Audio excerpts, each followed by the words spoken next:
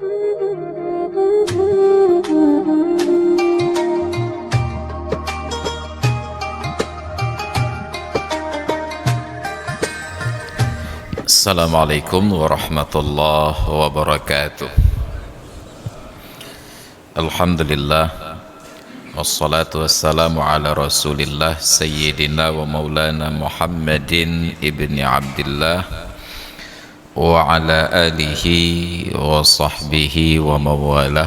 Wa qala Allah ta'ala fil Qur'anil azim, ya ayyuhalladzina amanu dukhulu fis silmi kaffah ولا تتبعوا خطوات الشيطان إنه لكم عدو مبين.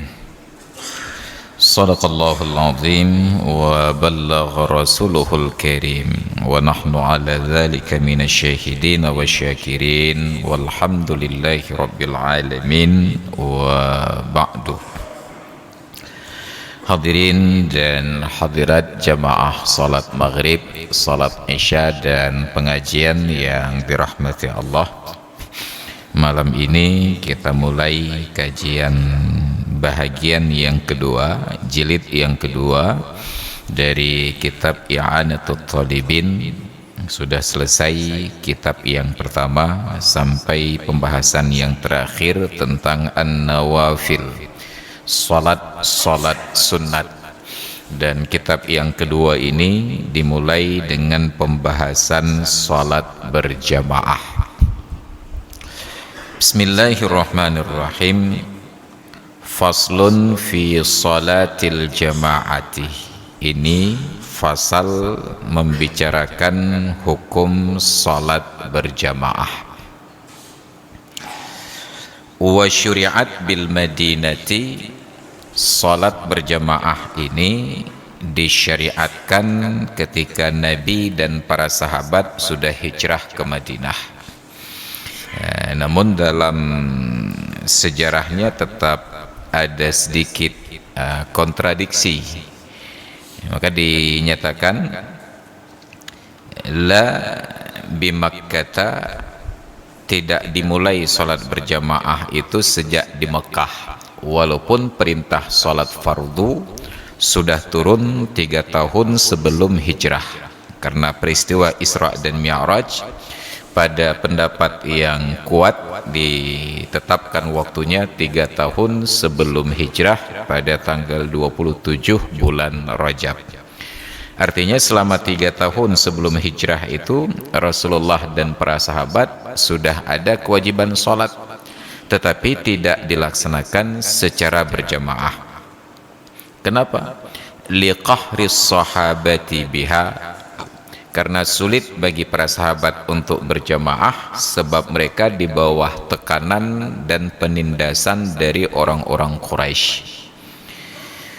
Wal fil Mughni, di dalam kitab Mughni Muhtaj dinyatakan makata sallallahu alaihi wasallam muddata maqamihi bi Makkah 13 sanatan yusalli bi ghairi jama'atin. Ini dalam kitab Mughni Muhtaj. Nabi sallallahu alaihi wasallam menetap selama masa tinggal beliau di Madinah lebih kurang 13 tahun salat bi ghairi jama'atin, dengan tidak berjamaah. Kenapa demikian? Li'anna sahabata radhiyallahu anhum, karena para sahabat radhiyallahu anhum kanu maqhurina yusalluna fi buyutihim, karena para sahabat dalam tekanan, di bawah penindasan, mereka sholat di rumah-rumah mereka. Falamma hajara ilal madinati, ketika Rasulullah hijrah ke Madinah, aqamal jama'ata, Nabi dirikan jamaah, wa wadhaba 'alaiha, dan membiasakan berjamaah, wa na'aqadal ijma'u 'alaiha, dan telah terakadlah ijma', telah adalah konsensus umat tentang pelaksanaan sholat secara berjamaah. Itu dari sisi sejarah, tetapi digugat oleh sebagian pihak. wastushkila dzalika bi salatihi sallallahu alaihi wasallam was-sahabati sabihatal isra'i jama'atan ma'a jibrilah. Bagaimana mungkin kita nyatakan salat berjamaah disyariatkan di Madinah, sedangkan ketika di Mekah Rasulullah dan para sahabat sudah pernah berjamaah. Kapan berjamaah? Pada pagi salat subuh setelah peristiwa Isra dan Mi'raj, berjamaah dengan malaikat Jibril. Bi salatihi sallallahu alaihi wasallam was sahabah, dengan adanya bukti dari sejarah bahwa beliau dan para sahabat mengerjakan salat sabihatal Isra pada subuh peristiwa Isra secara berjamaah. Yang harus diingat, Nabi tidak salat subuh malamnya, di malam beliau Isra dan Mi'raj. Kenapa? Karena belum datang malaikat Jibril mengajarkan tata cara salat itu seperti apa. Undang-undangnya sudah ada, tetapi ju'la dan ju'nisnya belum ada. Sudah wajib salat, tetapi belum dikerjakan kecuali pada waktu zuhurnya. Lalu yang dimaksudkan dengan salat subuh Nabi dengan Jibril bersama dengan para sahabat ini, subuh yang mana? Subuh hari berikutnya. Subuh yang pertama dikerjakan salat oleh Nabi, Jibril yang menjadi imam, Nabi dan para sahabat yang mengikut. Dalam satu riwayat menyatakan Nabi yang menjadi imam atas tuntunan dari malaikat Jibril. Karena kalau Jibril yang jadi imam, tentu para sahabat harus melihat Jibril. Jangankan para sahabat, bahkan Khadijah pun tidak ada peluang dan tidak ada kemampuan untuk melihat Jibril. Dia ada pendapat yang kuat menyatakan Rasulullah jadi imam atas petunjuk dari Jibril tentang tata cara salat pada salat-salat sebelumnya. Salat subuh baru itu yang pertama, tetapi untuk salat sudah dimulai dari zuhur, asar, maghrib dan isya. Subuh baru hari itu pertama. Jadi ada pertanyaan demikian, bagaimana mungkin disebutkan syariat salat berjamaah di Madinah, sedangkan ketika di Mekah Nabi sudah berjamaah. Dan lagi, wa bi salatihi sallallahu alaihi wasallam bi aliyin wa bi khadijata. Demikian pula ketika di Mekah Nabi pernah mengerjakan salat berjamaah bersama dengan Ali dan Khadijah. Kita tahu bahwa ketika Rasulullah menikahi Khadijah, belum jadi Rasul saat itu, Muhammad menikahi Khadijah, beliau meningkat kehidupannya menjadi makmur karena harta istrinya. Lalu beliau ingin membalas kebaikan sang paman yang telah merawat beliau sejak usia 8 tahun sampai dinikahkan. Maka datanglah Rasulullah menemui paman beliau Abbas bin Abdul Muttalib, mengajak untuk melakukan sebuah gebrakan. Apa kata beliau? Wahai pamanku Abbas, saudaramu Abu Talib itu adalah seorang yang miskin, qillatul mal ma'a kasratil ayal, hartanya sedikit sedangkan tanggung jawabnya besar, anak-anaknya ramai. Maka Abbas bertanya, lalu apa saranmu? Nah, kata Rasulullah, kita datangi beliau dan kita ringankan bebannya dengan mengambil anak-anak beliau. Saya ambil 1 orang dan Anda mengambil 1 orang. Nah, maka bersepakatlah Rasulullah dengan Abbas. Sebab beliau dengan Abbas walaupun paman dan keponakan, selisih usia hanya 3 tahun. Sebab Abbas adalah putra Abdul Muttalib yang paling bungsu, adik dari Abdullah yang paling bungsu. Selisih hanya 3 tahun. 3 tahun setelah lahir Abbas, lahirlah Muhammad sallallahu alaihi wasallam. Kalau bahasa kita tuha bijeh, kawan bermain tetapi tua dari sisi silsilah. Maka datanglah ke rumah Abu Talib. Kesimpulannya, Abbas mengambil Ja'far bin Abi Talib, sedangkan Muhammad mengambil Ali bin Abi Talib. Dan seharusnya keteladanan seperti ini juga kita praktekkan dalam kehidupan sekarang. Karena mungkin ada sebagian kerabat-kerabat kita, apakah kemiskinan dari sisi ekonomi atau bertambah lagi karena berstatus janda dan punya anak yatim.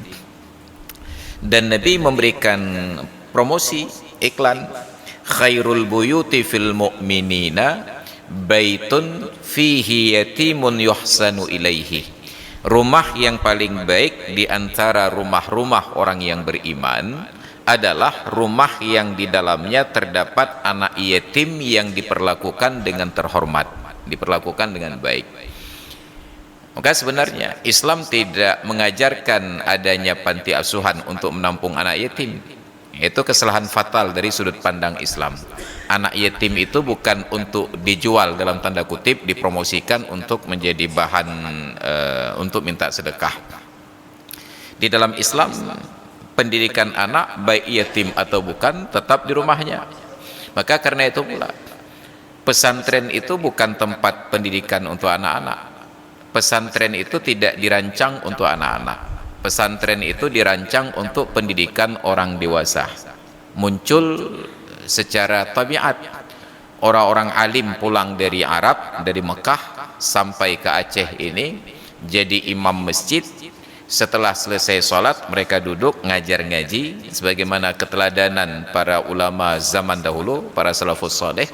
Imam Syafi'i itu sejak dari sholat subuh tetap di masjid, selesai sholat subuh, selesai wirid, mengajarkan tafsir, lalu masuk jam kedua mengajar hadis, lalu masuk jam ketiga mengajarkan tentang gramatika bahasa Arab, nahwu saraf sampai dengan balaghahnya, kemudian baru mengajarkan fikih, masuk waktu duhur, salat duhur, baru pulang ke rumah. Mereka nggak bangun pesantren, maka nggak ada pesantren Imam Syafi'i kecuali di Sibreh. Imam Syafi'i tidak bangun pesantren, beliau mengajar ngaji di masjid. Imam Hanafi ngajar ngaji di masjid, Imam Maliki ngajar ngaji di masjid. Maka pesantren-pesantren tua di Aceh itu tumbuh di sekitar masjid. Kenapa? Karena orang alim ini duduk di masjid, lalu pamor keilmuannya itu tersebar. Maka orang-orang yang haus ilmu datang untuk berguru di dalam masjid. Ketika masjid tidak mampu lagi menampung mereka, apalagi untuk tempat istirahat, maka di sekitar masjid dibangunlah rangkang-rangkang, bilik-bilik. Tinggallah mereka di bilik-bilik sekitar masjid. Maka coba perhatikan di daerah Pidi itu, hampir semua masjid tua ada pesantren di sampingnya. Masjid Adan ada pesantren di sampingnya, termasuk Masjid Al-A'la lil Mujahidin Abu Buraih ada pesantren di sampingnya. Dan pesantren tua Dayah Mudi tetap disambung mesra, Ma'hadul Ulum Diniyah Islamiyah Masjid Raya. Saya dulu ngaji di Lamno Budi Mesja, Bahrul Ulum Diniyah Islamiyah Masjid Jangut, tetap di seputar masjid. Belakangan baru dibangun pesantren jauh dari masjid.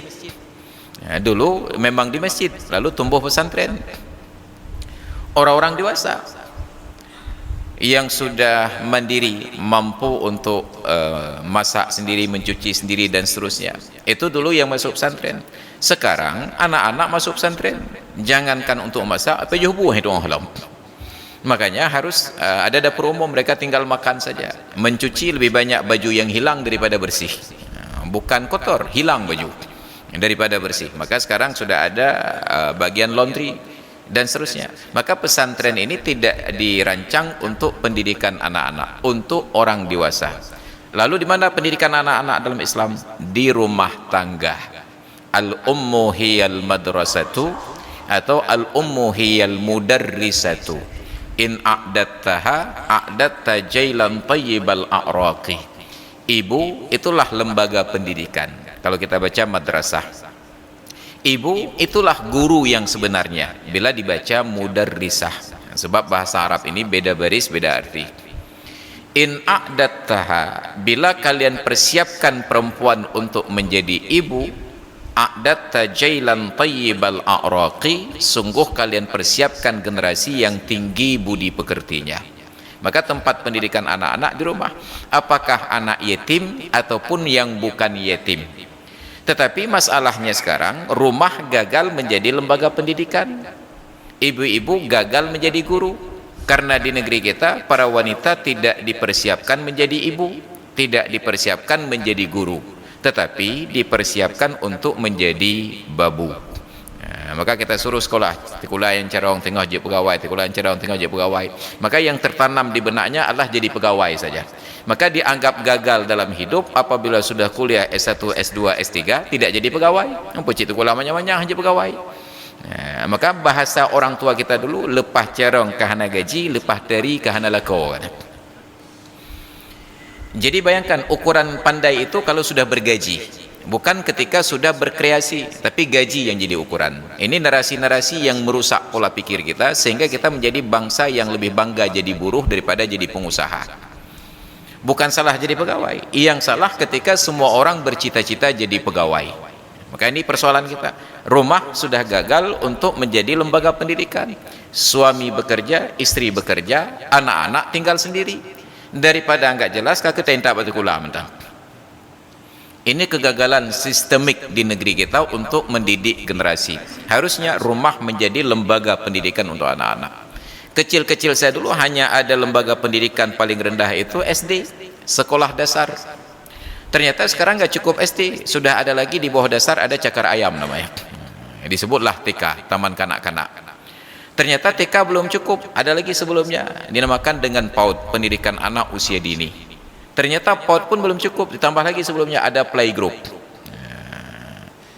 Jadi tidak ada lagi peluang bagi seorang ibu untuk mendidik anak. Di bawah itu ada lagi hadanah, sampai usia bayi sudah bisa dititip. Nanti lama-kelamaan perempuan pun nggak mau hamil lagi, kehamilannya dititip juga. Bayangkan kerusakan sistem yang terbangun sistemik. Tidak ada lagi ruang bagi seorang ibu, seorang ayah untuk menjadi guru bagi anak-anaknya. Itu kecelakaan fatal dalam sejarah. Maka kita ubah lagi. Kembalikan rumah itu punya peran pendidikan. Pendidikan dasar di dalam Islam di rumah. Pendidikan menengah di masyarakat. Baru hasil didikan di rumah tangga ini saat mereka sudah bisa keluar rumah berjalan main sepeda. Mereka terapkan pola asuh orang tuanya. Apa pola asuhnya? Menghargai kawan-kawannya, bagaimana berkomunikasi, bagaimana bekerja sama. Makanya di dalam buku yang berjudul Tarbiyatul Aulad fil Islam yang ditulis oleh Dr. Muhammad Nasih Alwan, beliau jelaskan ada 7 tanggung jawab pendidikan, mulai dari tarbiyah, mas'uliyatut tarbiyatil imaniyah, mas'uliyatut tarbiyatil akhlaqiyah, jasadiyah dan lain sebagainya. Ada tahapan-tahapan tersebut. Tapi sekarang rumah tidak lagi menjadi pendidikan dasar. Begitu turun ke masyarakat yang terjadi kerusakan. Jadi pola didik, pola asuh di rumah itu akan terpancar dari perilaku anak-anak ini ketika berinteraksi dengan kawan-kawannya. Yang di rumah biasa dipukul oleh ayahnya, maka dia tidak merasa bersalah bila memukul kawan-kawannya. Kenapa? Balas dendam.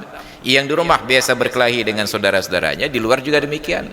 Maka apa yang kita ajarkan di rumah itu dipraktikkan dalam masyarakat. Itu pendidikan menengah. Pendidikan tingginya di masjid. Maka dulu masjid-masjid itu tempat pendidikan tinggi, mahasiswa yang ngaji di masjid. Makanya Rasulullah membuat pengajian untuk para sahabat di masjid. Dan beliau katakan, anak-anak jangan dekat masjid. Jannibu masajidakum sibyanakum wa majaninakum, dan seterusnya. Jauhkan masjid-masjid kalian dari anak-anak kalian, dari orang-orang gila di antara kalian. Sekarang masjid berubah dari pendidikan tinggi menjadi pendidikan dasar. Maka yang ngaji di masjid sekarang anak TPA, kecuali malam ini baru orang tua. Biasanya anak TPA, TPQ. Sedangkan zaman dahulu yang ngaji di masjid itu adalah orang-orang yang pengajian tinggi, tafsir, balaghah, sastra dan seterusnya. Ketika ruang-ruang di masjid sudah penuh terisi, maka dibangunlah ruang-ruang di sampingnya untuk tempat belajar. Jadi karena masjid dalam bahasa orang Arab disebut dengan jami', maka ruang di luar itu disebut dengan jami'ah. Makanya universitas dalam bahasa Arab disebut dengan jami'ah. Jami'ah Ar-Raniri, Universitas Islam Negeri Ar-Raniri. Jami'ah Al-Azhar. Dari Jami' Al-Azhar menjadi Jami'ah Al-Azhar. Maka harusnya tempat pendidikan itu di rumah. Jadi Rasulullah ajarkan keteladanan ini, tetapi tidak ada yang mendakwahkannya. Harusnya panti asuhan bukanlah tempat anak yatim. Harusnya pesantren bukanlah tempat pendidikan anak-anak, tempat mereka di rumah.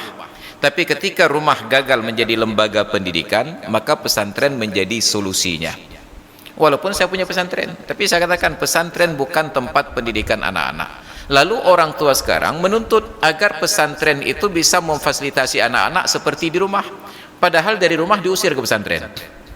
Nyan kan saban lagi orang mekat bu berusaha lewatnya jualan nasi Pak Ustaz. Untuk apa jual nasi? Untuk mencari sesuap nasi. Nasi yang satu penaji termos dijual untuk mencari sesuap nasi. Makan bangai dah fikir kan.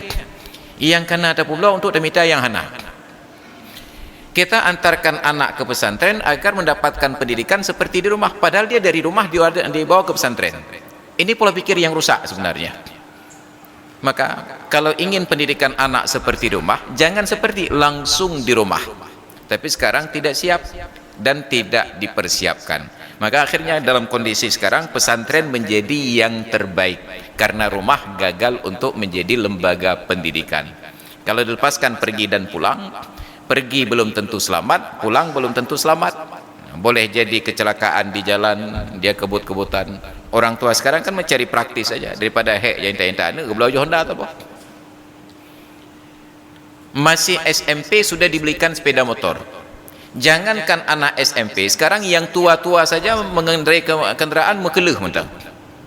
Bayangkan di Banda Aceh itu, saya heran entah bagaimana mereka dapat SIM. Jalur paling kanan yang jalur cepat, mereka jalan santai. Waktu tetet ibli yo neo. Yang so yang paa. Tetet, itu perlu salah. Kenapa? Karena tidak mendapatkan pendidikan tentang berlalu lintas. Jadi kalau orang tuanya saja seperti ini, bayangkan anak-anaknya. Maka nauzubillah, inilah kerusakan yang sistemik di negeri ini dan tidak ada usaha untuk memperbaiki. Maka keteladanan Rasulullah itulah yang penting kita angkat di bulan-bulan Maulid seperti ini. Baru kita sampaikan dalam ceramah, Bapak dan Ibu, kalau ingin rumahnya berkah, maka cari anak yatim untuk tinggal bersama. Tapi kita privasinya sangat tinggi. Begitu anak-anak dari luar keluarga kita masuk ke dalam rumah, kita menjadi tidak nyaman. Kalau begitu, cari kerabat-kerabat kita yang sudah yatim, keponakan kita yang yatim, ajak tinggal bersama di rumah. Agak sedikit nyaman. Tetapi tetap saja tidak nyaman, karena keakraban kita dengan kerabat itu sudah mulai jauh sekarang. Tidak lagi akrab, sudah abad, sudah menjadi jauh. Maka solusinya adalah cari lembaga pendidikan yang menampung anak-anak yatim ini dan kita menjadi orang tua asuhnya. Nak, kamu masuk pesantren bulan, biaya masuk saya yang bayar, biaya bulanan saya yang bayar, uang jajan setiap bulan saya datang. Menjadi orang tua angkat baginya. Kalau itu pun tidak mampu, maka solusi terakhir supaya rumah kita tetap berkah dengan adanya anak yatim, jadikan anak kita sebagai yatim. Artinya kita mati sajalah, biar anak kita jadi yatim di rumah tersebut. Ini pengajaran Islam. Khairul buyuti fil mu'minina baitun fihi yatimun yuhsanu ilaihi. Rumah yang terbaik di antara rumah-rumah orang yang beriman adalah yang di dalamnya terdapat anak yatim yang diperlakukan dengan terhormat, diperlakukan dengan baik. Maka nanti bubar dari sholat Isya, coba ingat-ingat, ada enggak kerabat kita yang yatim yang patut untuk dibantu biaya hidup? Maka saya kagum di Banda Aceh itu, di Kampung Brawi ada Tengku Adenan. Beliau menanggung kehidupan anak-anak yatim tapi tidak perlu diasramakan. Tengku Adenan itu kenal dan hafal semua anak yatim se-Brawi. Mulai dari anak-anak yatim yang laki-laki perempuan, tahu namanya, tahu kelas berapa, sekolahnya di mana, sampai kenal ibu-ibunya. Kemudian cuma ada yang kayak kenal, sampai ibu-ibunya beliau kenal. Dan tidak diasramakan. Anak-anak yatim ini dalam interval waktu tertentu dibawa untuk belanja ke pasar, sampai dulu ke mall. Perlu apapun tinggal ambil saja, perlu sepeda, perlu sepatu, perlu baju, ambil saja. Saya tanya ke beliau, maka apa bayi apa? Apa jawaban beliau? Untuk anak yatim jangan susah Pak Ustaz. Tinggal kita publikasi saya di grup-grup tertentu, itu akan ada orang yang bersedia untuk membayar tagihan-tagihannya. Anak yatim tetap dengan orang tuanya dan dia tetap merasa punya ayah yang memfasilitasi menjadi donatur untuk kehidupannya. Itu seharusnya demikian. Jadi kalau kita buat panti asuhan terima anak yatim lalu suruh anak yatim ini minta-minta sedekah, kepuji dan jauh. Kita terima anak yatim, kita suruh anak-anak yatim itu minta sedekah. Lalu untuk apa kita tampung mereka? Ada anak dan nyawa pijik jelek sedekah kerau. Maka perlu kehadiran kita untuk memfasilitasi. Ini keteladanan Rasulullah. Beliau jemput Ali di rumah ayahnya Abu Talib, dibawa ke rumah Nabi, hidup bersama dengan Nabi. Maka Ali sedari kecil sudah akrab dengan Fatimah. Secara nasab Ali adalah pamannya Fatimah. karena Ali sepupu Nabi, sedangkan Fatimah putri Nabi. Nanti setelah besar Fatimah ternyata berjodoh dengan Sayyidina Ali. Andai kata kita dalam posisi Rasulullah, nggak mungkin kita terima Ali jadi menantu, sebab kita tahu ini anak yatim, ayahnya kafir lagi, meninggal dalam keadaan musyrik kepada Allah Ta'ala. Tapi karena Nabi mendidiknya, Nabi persiapkan Ali untuk menjadi menantu, maka dinikahkan dengan Fatimah binti Muhammad. Pernikahan yang penuh berkah, melahirkan 6 orang cucu untuk Rasulullah Sallallahu Alaihi Wasallam. Maka ketika Ali masih kecil, Nabi sudah dilantik menjadi Rasul, salat berjamaah di rumah, yang jadi makmum Ali dengan Khadijah. Maka Khadijah menjadi perempuan pertama masuk Islam, Ali menjadi anak-anak yang pertama masuk Islam, dan Abu Bakar adalah orang laki-laki dewasa yang pertama yang masuk Islam. Itu rumah yang penuh berkah. Maka dijawab bahwa Nabi salat berjamaah subuh pulang dari Isra dan Mi'raj, Nabi salat berjamaah dengan Khadijah dan Ali, itu tidak menafikan bahwa hukum salat berjamaah disyariatkan di Madinah. Kenapa? Karena yang di Mekah itu salat berjamaah tetapi tidak terpublikasi. Yang di Mekah itu salat berjamaah tetapi tidak setiap hari. Maka baru terpublikasi jamaah itu terlihat dan jamaah itu tetap ketika hijrah ke Madinah. Maka salah satu ketentuan pada salat berjamaah, baru gugur fardu kifayah pada pendapat yang menyatakan fardu kifayah, apabila di sebuah pemukiman, di sebuah daerah pendudukan, misalnya seperti kampung kita ini di cat masjid, apabila jamaah itu dikerjakan di tempat yang terlihat oleh umum, di masjid, di menasah. Tapi kalau semua warga cat masjid sepakat salat berjamaah di rumah masing-masing, semua warga cat masjid berjamaah, tapi di rumah masing-masing, di masjid kosong, maka belum gugur fardu kifayah. Masih dalam ancaman istahwadha alaihimus syaitan. Mereka itu penaji samun jin. Istahwadha alaihimus syaitan karena meninggalkan salat berjamaah. Karena salat jamaah adalah syiar. Syiar itu sesuatu yang oleh syariat diperintahkan untuk dipublikasi. Enggak boleh salat berjamaah sembunyi-sembunyi, tetap harus terlihat di ruang publik. Jadi itu tidak bertentangan dengan kondisi yang ada. Wa aqalluha, sekurang-kurang pelaksanaan salat berjamaah, imamun wa ma'mumun, terdiri dari seorang imam dan seorang makmum. Saya nggak tahu bahasa Indonesia yang benar itu, entah terdiri dari, entah terdiri atas. Biasanya terdiri atas, terdiri atas seorang imam dan atas seorang makmum. Jadi walaupun ngaji kita kitab bahasa Arab, tetap harus berbahasa Indonesia yang baik dan benar. Terdiri atas imam dan makmum, satu orang imam, satu orang makmum. Nah, untuk imam dan makmum ini aturannya sederhana sekali. Dasar seorang imam dan seorang makmum itu dipahami dari sabda Nabi sallallahu alaihi wasallam, al jama'atu imamun wa makmumun. Jamaah itu adalah seorang imam dan seorang makmum. Ai sawa'un kana ar-rajulu ma'a waladihi aw zaujatihi aw raqiqihi. Apakah makmum itu seorang pria, apakah seorang pria yang sholat itu yang jadi makmumnya laki-laki, ataupun anaknya, ataupun istrinya, ataupun budaknya. Yang penting satu orang. Dan yang jadi makmum itu yang sudah sah sholat, yang sudah masuk dalam perintah sholat itu pada usia 7 tahun. Muru auladakum bis shalah wa hum abna'u sab'in. Suruh anak kalian kerjakan sholat ketika umurnya sudah 7 tahun. Maka 7 tahun itu sudah diajarkan sholat, sudah mempraktekkan sholat. Kita di rumah sendiri mau sholat berjamaah, nggak ada orang lain, ajak anak yang 7 tahun. 7 tahun Qamariyah. Setiap 1 tahun Qamariyah berkurang 10 hari dari tahun Masehi Miladiyah. Kalau begitu 7 tahun yang dimaksud adalah 7 tahun kurang 70 hari, 6 tahun 10 bulan seorang anak sudah sah untuk diajak berjamaah, dengan catatan bahwa anak dalam usia tersebut sudah mengerti aturan sholat, sudah menutup aurat, mengerjakan solat dengan benar, dan tidak menjadikan solat sebagai mainan. Jadi kesalahan kita ketika mengajak anak ke masjid, berdiri di dalam saf, ketika sedang solat dia keluar lagi sebentar, nanti kita alam kanan. Anak-anak yang seperti ini belum boleh diajak ke masjid. Kenapa? Merusak aturan saf, melangkahi saf-saf yang ada. Tapi kalau anak itu sudah tetap berdiri di tempat solatnya sampai selesai dengan rukun dan syaratnya, maka anak seperti ini sudah boleh berdiri di dalam saf orang dewasa. Makanya Imam Ad-Darimi di dalam kitab beliau An-Najmul Wahhaj ala Syarhil Minhaj menyatakan, anak kecil yang sudah boleh solat, sudah diperintahkan solat ini, berdiri bersama orang dewasa dan diselang-seling.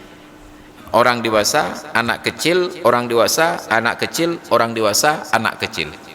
Untuk apa? Liyata'allamu minhum, agar anak-anak kecil ini belajar dari orang dewasa tentang tata cara sholat. Sedangkan masjid-masjid kita tidak ramah anak kecil. Walaupun mereka paling cepat datang ke masjid, tetap berdirinya paling belakang. Iliko tata cikahani kira safli. Ini anomali dalam pendidikan kita. Harusnya anak-anak kecil itu dibariskan di dalam saf-saf orang dewasa. Kenapa? Karena kalau sudah di belakang sekali, mereka tidak sholat. Anak-anak kecil ini kalau sudah ketemu dengan yang sebaya, itu langsung buka sidang paripurna. Makanya saya paling ngeri diundang ceramah, didudukkan anak-anak kecil di depan. Darah-darah menang lebih, memberi hendak miliku, tantangannya lebih berat loh. Mau berbicara dengan bahasa mereka kita nggak nyambung, kita berbicara sendiri, mereka yang bicara.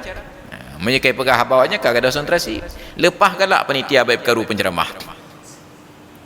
Penceramah diundang untuk berceramah kepada orang tua, tetapi yang dibariskan di depan anak-anak kecil. Kakek tanya kaji guru TK. Tak perhatian anak mit, anak mupo urun tuha, tak pegah habang urun tuha, karuan anak mit. Makanya saat ada ceramah-ceramah demikian, ajak anak-anak tapi duduklah bersama dengan orang tuanya. Jadi jangan tambah tugas kami penceramah ini untuk menjadi guru TK dalam acara ceramah. Anak-anak apa kabar? Duduk anak soleh. Boleh kenyang dah pegah balik. Apa jaya abut? Maka tantangan terberat itu anak-anak duduk di depan. Maka tidak jarang ketika saya diundang ceramah ada anak-anak di depan, saya coba dulu untuk ceramah. Kalau mereka tidak ribut, saya lanjut. Kalau mereka ribut, saya duduk. Maka kata penitia apa kan kai duduk nangku. Ini depan anak mit lewa. Miana ka duduk apa dah ceramah mana mit garu. Kecuali kita mau buat acara pantomim di depan, kita mau buat jadi badut. Tapi kalau ingin transfer ilmu, maka kondisinya itu harus memungkinkan suasananya itu tenang untuk menyerap ilmu. Ini kondisi kita. Maka harusnya anak kecil itu sah berjamaah, satu orang dewasa jadi imam dan seorang anak kecil. Bahkan di zaman Rasulullah, anak kecil jadi imam, orang tua jadi makmum. Itu terjadi pada seorang sahabat yang bernama Amru bin Salimah. Usianya baru 6 tahun setengah, tapi menjadi imam untuk kaumnya. 6 tahun setengah sudah jadi imam. Sedangkan di tempat kita 12 tahun jangankan jadi imam, di belakang imam belum layak berdiri. Maka kalau ada anak 12 tahun berdiri di belakang imam, itu langsung imam balik arah dulu. Kemudian kalau nemit, muncul je pertanyaan standar tersebut. Kalau lagi pertanyaan malaikat mungkar nakir dalam kubur, udah sunat? Ini spontan ya, udah sunat? Karena anak-anak ini takut, langsung mundur ke belakang. Kalau anak-anak itu pandai sedikit, dia balasnya tanya-tanya enggak beneran kalian sunat ya, gebala dong kimum ya, makan terkejut dong kimum mendapatkan serangan balasan, counter attack dan alhamdulillah kali itu cikalan enggak musibah lah dia. Jadi itu sekurang-kurang jemaah, boleh dengan anak, boleh dengan istri, boleh dengan budak. Nanti ada aturannya, kalau anak di mana, kalau istri di mana berdiri, kalau budak di mana berdiri. Yang tidak boleh berjamaah seorang Romeo dengan Juliet. Lewetnya Banda Aceh kan tengah berlaku syariat Romeo Juliet. Jadi kalian sepanjang jalan itu Romeo yang bawa Honda, Juliet yang cekak Romeo ikut. Kalau kita ransel melihat enan. Memang mereka mempraktekkan keselamatan berlalu lintas, dua badan satu tujuan. Cuma nanti keselamatan berlalu lintas. Cuma tidak ada keselamatan akidah. Wah cekak dan ya agam tegerihing lagi mikeung ni. Mereka pacaran, tetapi tidak lupa syariat. Tiba waktu salat juga singgah di masjid. Kalau sudah bubar jamaah, mereka berjamaah berdua. Yang agam di imam, yang hantu liko jika makmum. Bayangkan, itu pacaran yang islami, yang kabi islami padanya. mak kita tak begat mah nang gero ceka hana jelah leh. Maka tidak digambarkan berjamaah itu seorang laki-laki dan seorang perempuan, tapi ditulis bahasa ar-rajulu ma'ar-rajuli ataupun ar-rajulu ma'a-zaujatihi ataupun ar-rajulu ma'a-waladihi ataupun ar-rajulu ma'a-raqiqihi. Seorang pria dengan pria yang lain, atau seorang pria dengan istrinya, seorang pria dengan anaknya, atau seorang pria dengan budaknya. Tidak disebutkan rajulun ma'a-imra'atin, seorang laki-laki dengan seorang perempuan. Maka kalau nanti kapan-kapan di masjid kita ada orang salat berjamaah, seorang laki-laki dengan seorang perempuan yang bukan istri dan bukan mahram, yang tengah semayang berkah juga. Kenapa? Itu khalwat. Malam masjid nengku. Bukankah kita ingat pernah ada kasus di lingkungan UIN Ar-Raniri di Fakultas Tarbiyah ya? Bawa musalla. Ini yang cewek. Kenapa mereka merasa tempat paling aman cewek yang ke masjid? Hanya yang curiga kan? Hanya namanya jat semayang kan? Berjamaah. Walaupun berjamaah kalau bukan laki-laki dan perempuan yang mahram ataupun suami istri, itu pelanggaran syariat, tetap namanya khalwat. Itu bahasa kitab. Mereka bahasakan dengan menafikan kemungkinan yang liar. Nah, maka sekurang-kurang jemaah seorang imam dan seorang makmum. Wahiya fil jumu'ati, dan urutan yang paling utama salat jamaah itu nomor 1 pada salat Jumat. Tsumma fi subhiha, lalu urutan yang kedua yang paling utama salat jamaah adalah pada subuh hari Jumat. Maka subuh hari Jumat itu kondisinya sangat khusus. Sekarang alhamdulillah sudah ada grup tim safari subuh hari Jumat yang dinamakan dengan Jumat Berkah, dengan karakteristik membaca surat Al-Jumu'ah dan sujud tilawah. Surat Hamim Sajadah dan sujud tilawah. Mohon maaf. Kenapa khusus? Kata para ulama, sujud tilawah di dalam salat tidak boleh direncanakan kecuali pada salat subuh hari Jumat dengan membaca surat Hamim Sajadah. Kalau kita belajar tentang sujud tilawah sekarang, lalu untuk mempraktekkan ilmu nanti waktu salat Isya, saya ajak, ini kita praktekkan sujud tilawah nanti dalam salat Isya. Saya akan bacakan surat fulan sampai pada ayat fulan, nanti kalau saya sujud langsung sujud.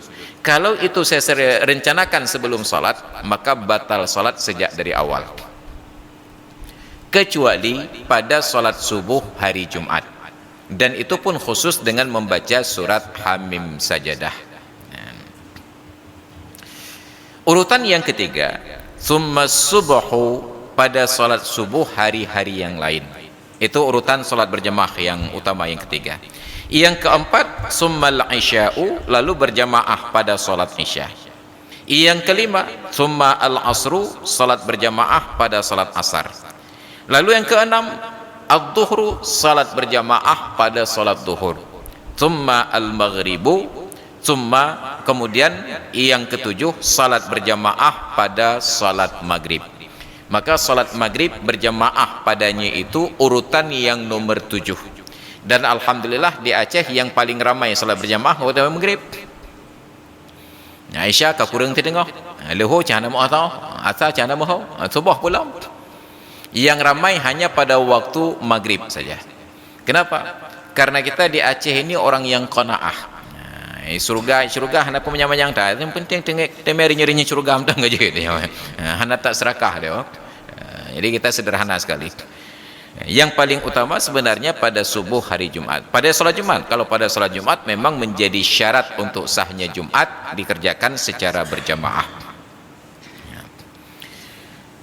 Salatul jama'ati fi ada'i maktubatin la jumu'atin sunnatun muakkadatun. Salat berjamaah pada menunaikan salat fardu di dalam waktunya masing-masing selain dari salat Jumat, itu hukumnya sunnat muakkad menurut Imam Syafi'i. Sunnat muakkad. Kenapa? Lil khabari, karena ada hadis riwayat muttafaqun alaih Bukhari dan Muslim, salatul jama'ati afdalu min salatil fadhi bi 27 darajatan. Salat berjamaah lebih utama daripada salat sendiri berbanding 27 derajat. Wal afdaliyatu taqtadin nadbiyyata, maka kalau disebutkan kata afdal lebih utama, maka pemahamannya itu adalah sunat, bukan wajib, lebih utama. Wa hikmatu sab'i wal 'ishrina, dan hikmah kenapa Nabi menyebutkan perbandingannya 27 derajat, anna fiha, bahwa pada salat berjamaah itu ada faedah-faedah yang lebih daripada salat sendiri sampai 27 kelebihan. Mulai dari ada salat tahiyatul masjid, kemudian berjalan ke masjid, kemudian ada fadilah saf yang pertama, ada fadilah meluruskan saf, ada fadilah takbiratul ihram bersama dengan imam, ada fadilah mengingatkan imam apabila lupa rakaat, lupa ayat dan lupa hal-hal tertentu, sampai ada 27. Itu bukan firman Allah, bukan sabda Nabi. Nabi hanya menyebutkan ada 27 derajat. Cuma derajat itu dipahami oleh para ulama dengan analisa masing-masing. Boleh jadi benar, boleh jadi salah. Karena pendapat ulama tetap tidak luput dari salah. Yang tidak salah hanya sabda Nabi, kalau sudah sahih sabda tersebut. Wa kharaja bil adai al-qada'u, maka keluarlah dari ketentuan salat tunai salat qada. Maka salat qada itu tidak disunnatkan berjamaah. Naam, sekalipun ketentuannya demikian, in ittafaqat maqdiyatul imami wal ma'mumi sunnatil jama'atu, apabila bersepakatlah sama status salat qada makmum dengan salat qada imam, maka disyariatkan juga berjamaah, disunnatkan juga berjamaah. Karena itu Rasulullah dalam sebuah perjalanan ketika istirahat dengan para sahabat ditugaskan sebahagian untuk ronda secara bergiliran, dan Nabi ingatkan, barang siapa yang giliran ronda di waktu subuh hendaklah membangunkan kami. Atas kehendak Allah semua ketiduran, baru terjaga saat diterpa panas matahari di wajah mereka, kayak matauroh. Barulah mereka terkejut dan barulah mereka kebingungan dan bertanya-tanya, ya Rasulullah, bagaimana ini? Matahari sudah tinggi, kita belum salat subuh. Kata Nabi, kita bersiap-siap meninggalkan tempat ini lebih dahulu karena ini adalah sarang setan, kata Nabi. Bisa lewat sembahyang subuh. Berjalan sampai ke sebuah dataran tinggi, berhenti. Nabi perintahkan Bilal kumandangkan azan, yang lain bersuci, kemudian salat qabliyah subuh, yang daerah pos kurangan. Qabliyah subuh, lalu qamat dan salat subuh berjamaah. Bayangkan Nabi dan para sahabat salat subuh berjamaah sekitar jam 9. Makanya sekali-kali seumur hidup perlu kita salat subuh berjamaah sekitar jam 9. Cuma jangan direncanakan. Nah, kalau direncanakan itu sudah maksiat dari awal. Intinya bayan berjamaah mukerrau te kamalai. Menan semayang subuh kena qada masjid ka poh 7, yang kena kunut mentang kamalai. Pakai tepi kau. Jadi kalaupun qada salat subuh jam-jam 7, itu pasti baca kunutnya enggak lagi angkat tangan. Allahumma hdini fi man hadaita wa afini fi man hadaita. Bukan menyebut cara oh my qada subuh kali waktu subuh. Jadi bab Malay bang Indonesia sehingga tangan lurus saja. Hai trip tak lagu i'tidal ku, hanya ke bab ulang-ulang doa. Pada tengah baca kunut. Baik murid dah ada kunut. Takkan le selah je ya. Yang penting dia ulah. Jadi kalau sama jenis qadanya, sunat berjamaah. Wa illa, tapi apabila tidak sama jenis qadanya, imam mengqadha salat duhur, makmum mengqadha salat asar, fa khilaful aula, maka statusnya khilaf aula. Berjamaah boleh, tapi tidak berjamaah lebih baik, karena berbeda salat yang dikerjakan. Tapi boleh berjamaah. Keadaan khalfa qada'in, sama seperti orang mengerjakan salat tunai mengikut imam yang sedang qadha salat. Kita masuk masjid, ternyata orang yang sedang salat itu sedang mengqadha salat asar tadi. Kita salat isya, kita niat ikut imam kepada beliau, sah berjamaahnya, tetapi khilaful aula statusnya. Khilaful aula itu di bawah derajat makruh. Wa aksuhu, demikian pula sebaliknya, imam salat fardu isya sedangkan kita qadha salat asar, juga sah. Wa fardun khalfa naflin, demikian pula ada orang yang kerjakan salat fardu ikut imam yang salat sunat. Wa aksuhu, dan sebaliknya. Imam salat sunat, kita salat fardu. Imam salat fardu, kita salat sunat. Demikian pula wa tarawihu khalfa witrin, imam orang yang salat tarawih ikut imam kepada yang sedang salat witir. Sah jamaahnya tetapi statusnya khilaful aula. Wa aksuhu, demikian pula sebaliknya. Maka itu ketentuan. Wabil maktubati al manzuratu, dan keluar dengan kategori salat fardu, salat nazar wajib juga tetapi tidak disyariatkan berjamaah. Wan nafilatu, dan salat sunat tidak disunatkan berjamaah kecuali salat sunat tertentu yang sudah kita pelajari pada pertemuan-pertemuan sebelumnya. Ada 7 salat sunat yang disyariatkan berjamaah: Idul Fitri, Idul Adha, gerhana matahari, gerhana bulan, salat istisqa, salat sunat tarawih, dengan salat sunat witir bulan Ramadan. Maka selain dari salat sunat tersebut tidak disyariatkan berjamaah.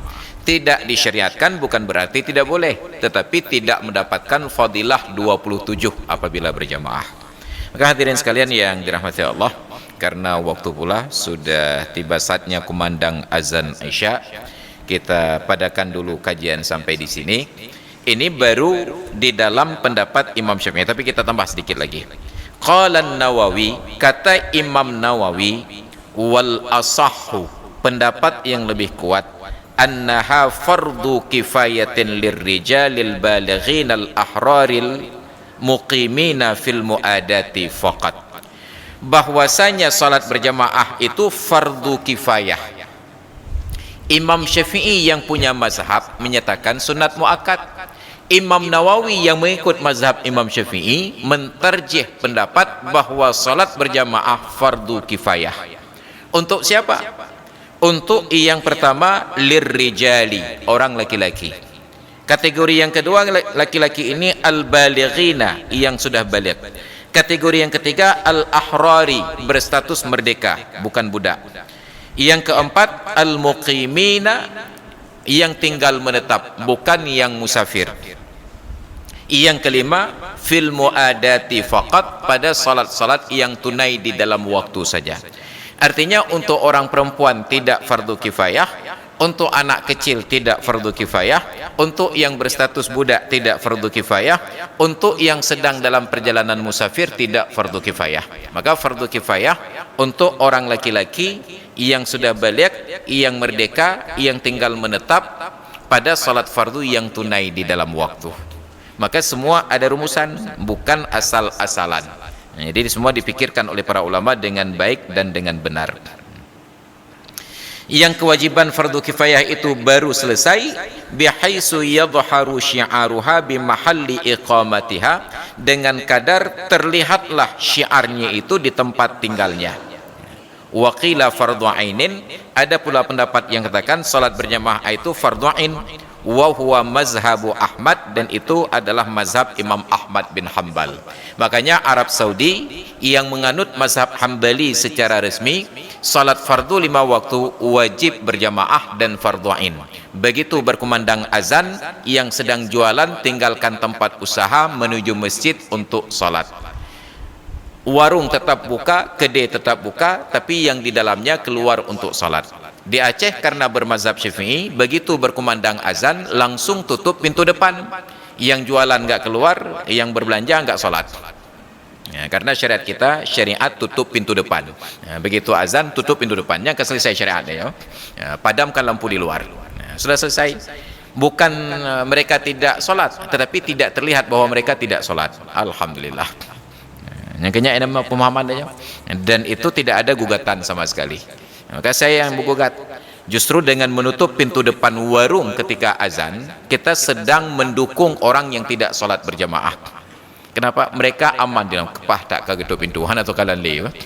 Padahal kalau dibuka pintu depan, maka sungguh yang di dalam itu merasa malu dan segan. Nyota duk tajik kopi kaibang ba masjid. Nanti ikalan leyah kiban, ikalan lemak kiban. Oh hanaya hanamak merantau kena duku, ikalan le calon yah tuan pahabah. Hanya jadi timur menintai. Maka dengan ada tekanan demikian, mereka akhirnya keluar. Sekarang justru ditutup pintu depan, dipadamkan lampu di depan. Kaman, alhamdulillah kapah tak terlanjut dalam diskusi. Makanya syariat yang kita praktekkan itu kontraproduktif dengan yang kita inginkan. Maka sampaikan kepada kawan-kawan kita yang punya usaha warung dan seumpamanya, kalau azan jangan tutup pintu, buka saja. Bah lemah tu yang mayang dalamnya. Apalagi pada waktu maghrib. Wallahu a'lam bissawab wa ilaihil marja'una wal ma'ab. Hadanallahu wa yakum ajma'in. Assalamualaikum warahmatullahi wabarakatuh.